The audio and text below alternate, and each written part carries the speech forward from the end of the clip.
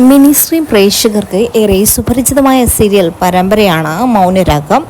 അന്യഭാഷാ നടനും നടിയുമായ നലീഫും ഐശ്വര്യ റാംസായിയും ചേർന്നാണ് ഇതിലെ പ്രധാന കഥാപാത്രങ്ങളായ ഗിരണിയെയും കല്യാണിയെയും അവതരിപ്പിക്കുന്നത്. ഇരുവരുടെയും ജീവിതത്തെ ചുറ്റിപ്പറ്റിയാണ് ഈ പരമ്പര മുന്നോട്ടു പോകുന്നത്. ഇരുവരെയും നിറഞ്ഞുകൊണ്ട് യഥാർത്ഥ ജീവിതത്തിലും ഇരുവരും പ്രണയത്തിലാണെന്ന നിരവധി ഗോസിപ്പുകൾ വന്നിരുന്നു.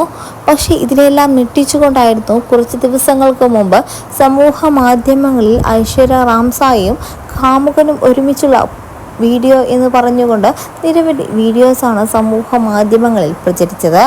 ഇതിനെല്ലാം തന്നെ മറുപടിയായിക്കൊണ്ടാണ് ഇപ്പോൾ ഐശ്വര്യ റാംസായി എത്തിയിട്ടുള്ളത്.